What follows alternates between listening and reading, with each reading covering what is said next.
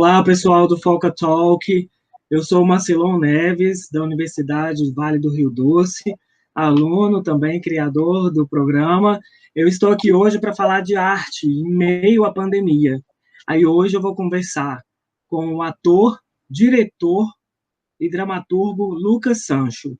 O Lucas, ele é um ator que reside em São Paulo desde 2008 e natural de Fortaleza, Ceará, né? Prova que é um bom ator. Tem um trabalho muito bacana. Quero agradecer também já de antemão. Muito obrigado, Lucas, por aceitar, né, o convite para participar do nosso programa e acrescentar com esse trabalho bacanérrimo que você faz. Aí eu queria pedir para você falar um pouco. Queria agradecer primeiro o convite, né? Dizer que é sempre bom a gente trocar, ainda mais em cidades diferentes, lugares diferentes. E nessa pandemia, então, nem se fala, né? A gente precisa dessa troca com outras, assim, de ver pessoas, de conversar com pessoas. E sobre arte, melhor ainda. Ah, com certeza. Ao todo, né, você tem 35 peças que soma com relação aos seus trabalhos feitos e 30 prêmios, né, de festivais, de participação em festivais. Isso. Esse lance dos festivais, para mim, é uma das coisas mais... talvez seja uma das coisas que eu mais valorizo hoje em dia, que é conseguir circular com as peças e conhecer outras pessoas e conseguir levar a peça. Ano passado, por exemplo, eu consegui circular pelas 5 regiões do país, então levar a peça de Manaus a Ponta Grossa, sabe? É uma experiência, assim, surreal, assim, de ver as diferentes tipos de plateia, trocar com os artistas, ver que todo mundo passa pelos mesmos perrengues e pelas dificuldades da profissão. Eu ia até perguntar isso depois em relação aos perrengues, que são as dificuldades. Aí, em meio à pandemia, você resolve produzir, né, a peça que já existia. Queria que você contasse para a gente qual foi a sua inspiração para produzir da peça em audiovisual e como é que foi esse processo aí. Quando começou a pandemia, eu estava em cartaz aqui em São Paulo, com o espetáculo Jardim Suspenso, A Lucidez do Amor Irracional, na Oswald de Andrade, que é uma oficina cultural muito bacana aqui em São Paulo. E aí eu tive que suspender a temporada, e aí ficou aquele vazio, e eu respeitei muito o isolamento social. Acho que a gente tinha uma responsabilidade muito grande com o outro, com a gente, com o mundo. Então, eu sou uma pessoa eu sou um artista que se eu fico muito tempo sem fazer, eu começo a ficar doente, eu começo a ficar deprimido. E aí eu disse, o que eu posso fazer, né? E eu dentro de casa, com uma câmera de celular, eu disse, não, já que eu não posso estar em cartaz no palco, eu vou pegar esses trabalhos que eu tenho solos, né? Eu tenho 4 espetáculos solos, e vou tentar transpor para a linguagem audiovisual. Eu não passei por esse entre do tentar fazer a peça online. Porque as peças... Sim, porque eu vi que tem algumas peças, algumas pessoas, né, de companhia que fizeram a peça que já existia para o online. No seu caso, você criou a peça durante a pandemia. Porque as minhas peças têm muita interação. E todas as minhas peças interagem muito com o público, as pessoas participam, as pessoas falam, as pessoas dão opinião durante a peça. Sim. E aí eu tentar transpor isso para o online, para mim, perdi um pouco o sentido. Então, eu me provoquei enquanto artista. Qual é a linguagem que eu tenho? É audiovisual? Então, eu vou investigar o máximo que eu posso dessa linguagem nesse momento, que, no mínimo, vai me acrescentar e ser mais uma possibilidade de criação, né? Então, eu peguei os solos, os 3 dos 4 solos, e comecei a pensar como transpor esses solos para a linguagem audiovisual. E aí fiz os 3 curtas, que juntos formaram a trilogia do confinamento. E foi muito interessante esse processo, porque transpondo do teatro para o vídeo, aí você começa a entender falhas de dramaturgia que a peça tinha, ou um cenário que não funcionava muito bem, ou como esse texto não está bem, sabe? Então, acho que depois desse processo para o audiovisual, quando as peças voltarem, quando pudermos voltar aos palcos, as peças vão vir muito mais interessantes, assim, sabe? Nesse processo que foi híbrido, assim. E o que você acha que te ajudou como artista nesse processo? Você comentou que é uma trilogia, né, que foi feita em audiovisual. E qual que foi a inspiração de cada uma delas? Olha, eu percebi... Dentro desse contexto, né, de isolamento, de pandemia, Pensando, o que te inquietou para poder comunicar? Assim, qual foi o ponto de partida? Não, eu quero passar essa inquietação.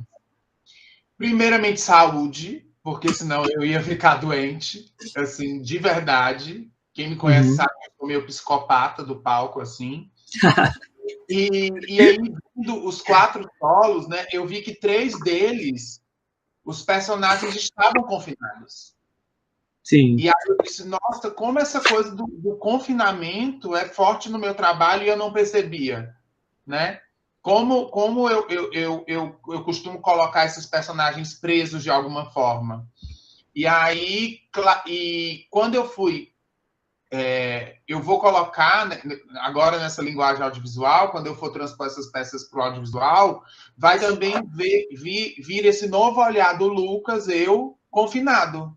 Como eu, com essa experiência de confinamento, penso esse confinamento, né? E aí isso acabou também refletindo nos curtas. Parece que os curtas ele tem uma camada a mais de olhar sobre essa situação do confinamento, né? E foi uma oportunidade também de trocar com as pessoas, já que elas não podiam interagir diretamente, elas poderiam assistir e depois a gente conversar, fazer o velho boteco de calçada pós-peça, né? Então a gente se encontrava no Zoom, ou então as pessoas mandavam mensagens, ou então escreviam para mim. Não E tinha, né, durante esse tempo, o encontro e a comemoração do pós-peça, não tinha. tanto de estreia quanto de sessão mesmo. Mas, ao mesmo tempo, também teve um lado bom, por exemplo, que agora, sexta-feira, eu tenho uma apresentação no Festival Nacional de Vitória de uma peça que a gente construiu Eu vi.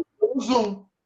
Então, a gente pegou tudo. Eu sempre costumo trabalhar nos meus processos onde os elementos de limitação eles sejam estimulantes e provocadores. Ao invés de eu encarar a limitação como algo que me limite, Te mas eu impulsiona.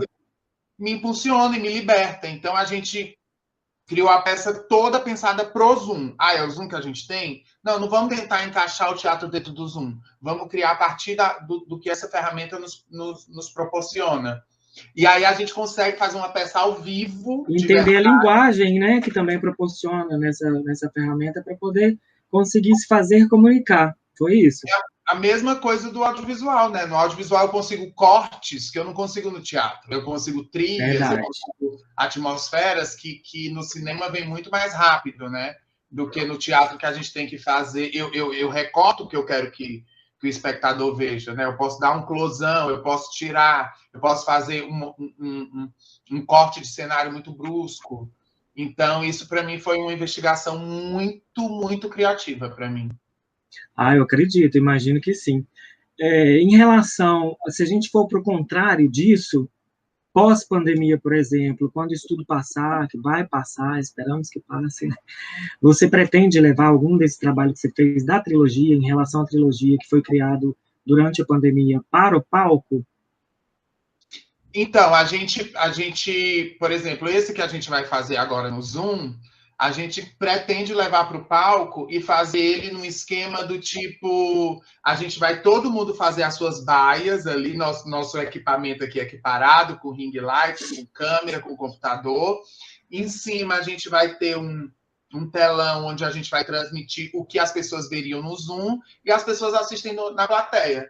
Então, elas podem assistir tanto o nosso processo manipulando e fazendo a peça ali online, como ver só o resultado final ali. Porque a gente acha que qualquer tipo de adaptação agora a gente fez o Zoom, agora vamos adaptar para o teatro. Eu acho que o que a gente está fazendo nesse momento é tão recorte de uma época e Uhum, é histórico, sabe? Nesse sentido sim. assim, eu acho importante a gente levar esse retrato dessa época para o palco. Acho que depois que passar a pandemia, a gente vai ter muitos espetáculos que vão falar disso, que é importante. Acho que a gente vai ficar até monotemático durante um tempo, mas é importante para a história de registrar isso, né? De falar, de conversar, de bater papo, de debater. É importante, é E a uma... gente vê isso na própria história da arte, né? A Sim, arte, ela conta também a história do mundo. Então, não é diferente agora, né? A gente são não tem como referências, né? passar a pandemia, esqueci a pandemia total, agora vou fazer tudo que eu quero. Também, mas eu acho importante a gente mergulhar e pensar sobre esse período que a gente passou, sabe? Sei. E o resultado? Você, quando estava criando, ou durante o processo, você pensou em resultado? Foi o que você esperava, agora que você viu, né, com entrevistas e com acontecimentos em torno desse assunto, desse tema e desse projeto que você criou e que você realizou? Você superou a expectativa que você esperava? Ou você não esperava e está pensando Superou, nisso agora? superou pelo fato de não haver uma expectativa muito grande, pelo Aham. fato do projeto nascer a partir de uma necessidade muito pessoal de me expressar. Mas Onde isso ia dar e como ia bater nas pessoas, eu não tinha muito controle. você está entendendo agora, né? E aí, só que teve só que a mídia de arte abraçou tanto, sabe? Todo mundo divulgou, teve muitas visualizações, muita gente se identificando, pessoas que viram a peça e viram o vídeo e disse, depois que eu vi o vídeo eu entendi a peça melhor, sabe? Essas coisas assim que e de ocupar a minha casa como um espaço artístico, literalmente. Então, Pois é, cada curta eu tinha que montar uma parafernália em algum lugar. Então, então acho que o banheiro vai ser. O banheiro eu consigo vender como prisão. Esse quartinho aqui eu consigo montar um bar meio karaokê. Eu preciso montar uma repartição pública aqui nesse canto. E aí as ideias iam indo e o trabalho criativo assim impulsando. E fui eu que fiz tudo, né? Eu editei, eu filmei, eu tive a ajuda do meu marido para pegar algumas imagens, mas eu que montei a parafernália toda aqui. Aí filmava, aí depois ia ver na câmera se tinha rolado o take. Aí depois ia montar, aí colocar a trilha. E esse trabalho de... Porque as peças têm 50 minutos, né? E os curtas, o mais longo tem 14. Então, também como fazer esse processo de transposição, né? Essa é transcriação. tudo pensado, né? E aí eu percebo o quanto o teatro precisa mais, assim, sabe? Como eu preciso desse tempo da decantação, dessa experiência, do acontecimento, de eu chegar, se estabelecer ali aquela confiança, aquela troca, a empatia daquelas pessoas que estão me assistindo, e como o audiovisual tem esse poder de já, em 5 segundos, peguei, entendeu? No sentido assim, botei uma música, botei uma imagem, botei, sei lá, uma imagem grua e aí você já está dentro. E como o Sim, é porque teatro é uma você coisa mais disse isso numa delicada. entrevista, não foi? O quê? Você disse isso numa entrevista que você não tinha percebido, porque eu digo em relação à percepção do processo que você está comentando, né? Em relação a cada história, foi um take diferente em relação ao cenário, em relação a tempo, enfim, todas as percepções que você teve em relação à produção. Aí você deu uma entrevista falando que não tinha muito contato, eu vi, né, a entrevista para poder falar com você, bater o papo aqui sobre arte, e aí você disse que não tinha muito contato com audiovisual, né, que tinha com relação ao teatro e outra linguagem, que só na pandemia, nesse período de isolamento social, por conta do confinamento, é que você teve tempo para produzir isso. Isso procede? Como é que é? Completamente. Eu fiz pouquíssimo audiovisual na minha vida, até porque eu achava que é uma arte que precisa de muito, digamos assim, né?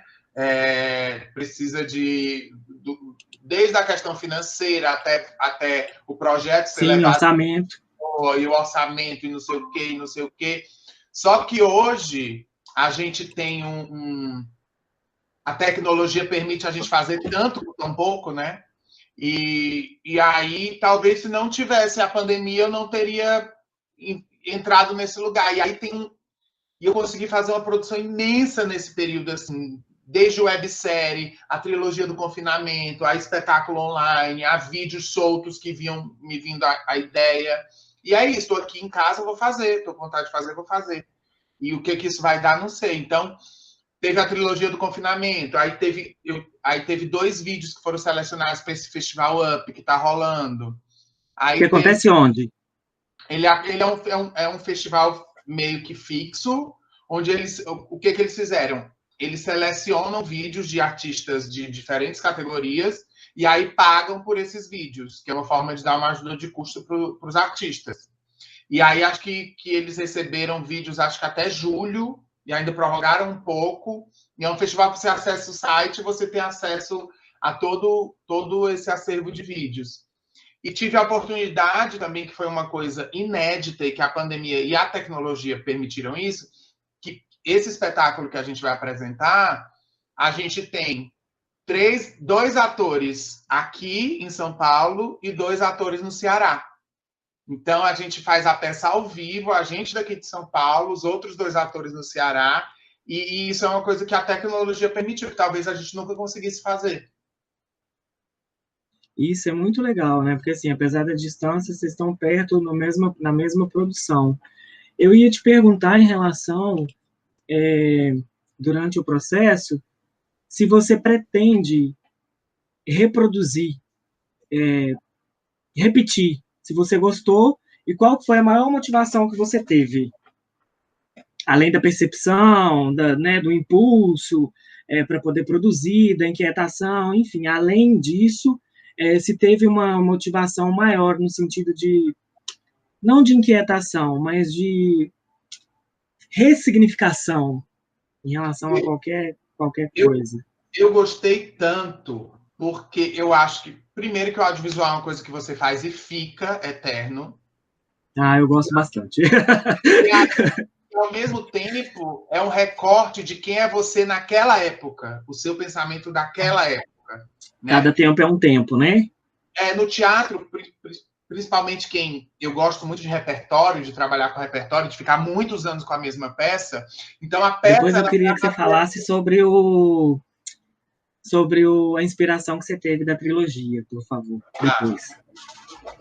E aí, como no teatro você fica muito tempo com a peça, muitos anos, a peça meio que vai amadurecendo com você. E o filme não pode fazer. Verdade. Ele fica para sempre e é um recorte do seu pensamento daquela época. E eu achei isso sensacional, do tipo assim, nossa, de repente aquilo que eu fiz ali não é o que eu penso mais hoje, mas é importante ter esse registro Sim, do meu pensamento. sim. E os E, personagens... Pode falar. não, eu ia dizer que isso influencia como as pessoas recebem isso de acordo com o tempo, né? Quando muda. Tem pessoas que eu já vi dizendo, por exemplo, não sei se você concorda, tipo, eu não quero ver tal série que eu vi tempos passados porque vai me tirar aquela ilusão, né? Visão romântica que eu tinha sobre a vida, sei lá.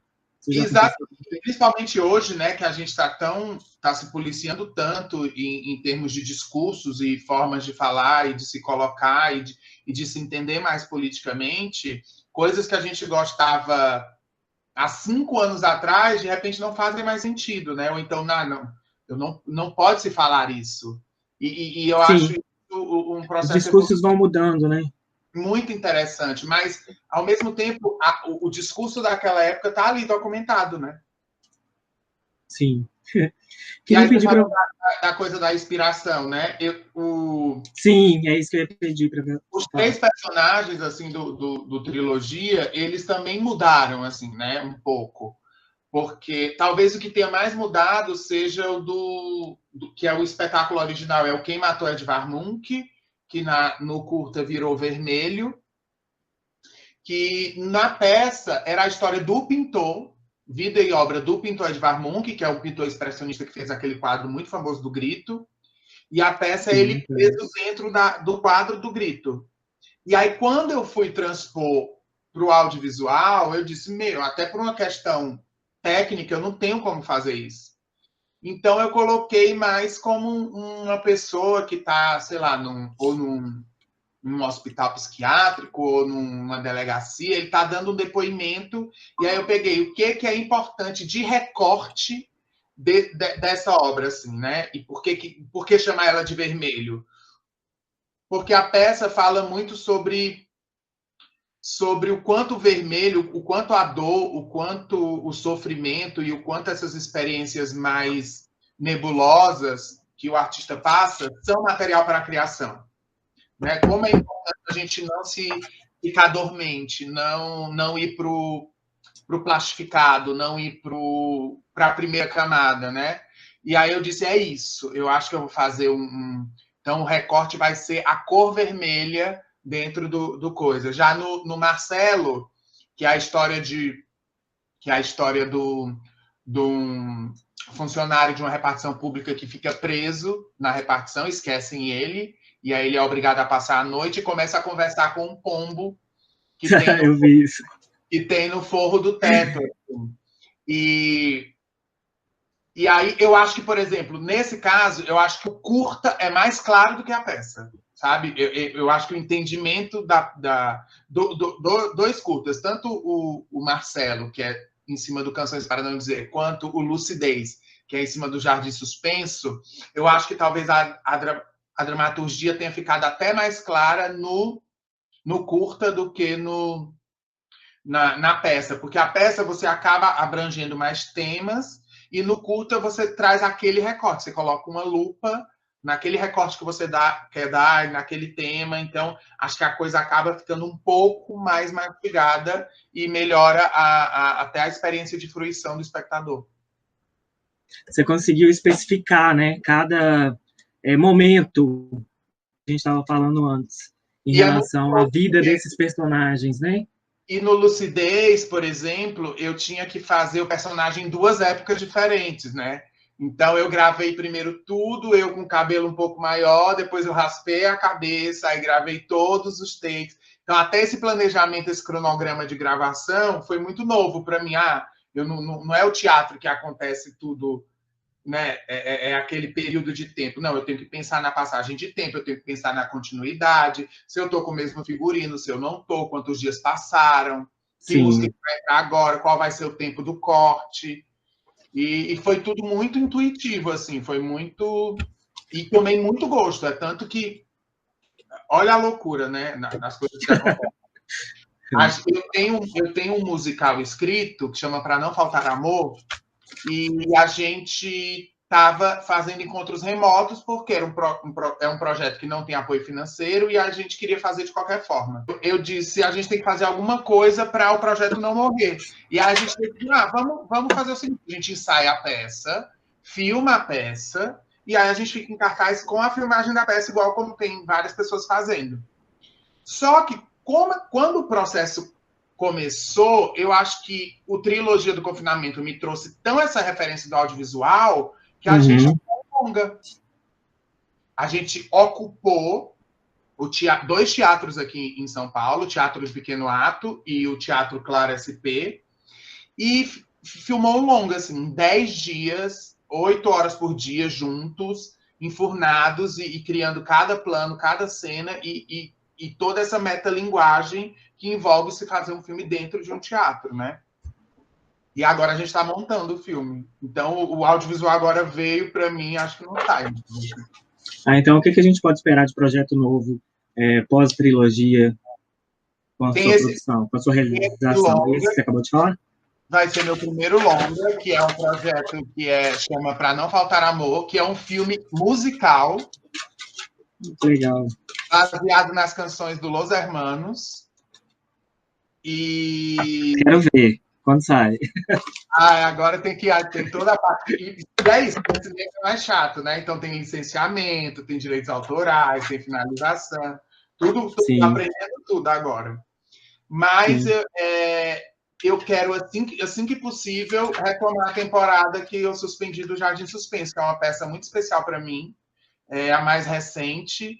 Inclusive, ela tinha sido selecionada, eu ia agora para Ubá, ia ter o Festival de Ubá, né, agora em outubro, e teve que ser também cancelado. E o circuito de festivais de Minas, para mim, é o mais especial que eu faço, assim, depois que eu comecei a viajar.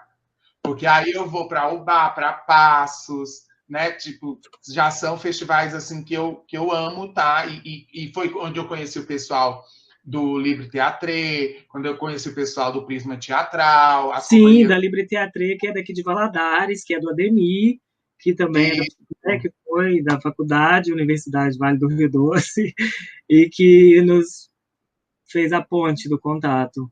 E a gente vai... Tá vendo como as coisas vão se... A gente vai estabelecendo vínculos, assim, a gente fez muita...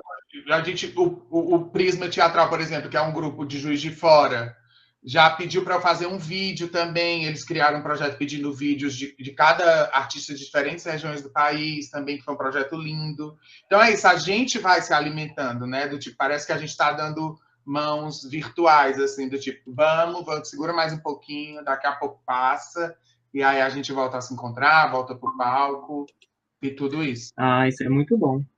Ô, Lucas, eu queria pedir para você deixar suas redes sociais em relação à sua pessoal, a do ator, né, que eu vi lá do ator Maestro, tem a companhia também.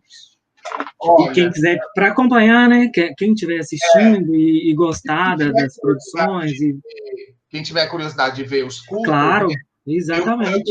Eu soltei o primeiro, como já passou toda essa parte de temporada e tudo, então eu estou soltando no meu IGTV, vou soltar os próximos sábados. Então eu soltei nesse sábado Lucidez, já está no meu IGTV para quem quiser ver. Vou soltar o Marcelo e o Vermelho nos próximos 2 sábados.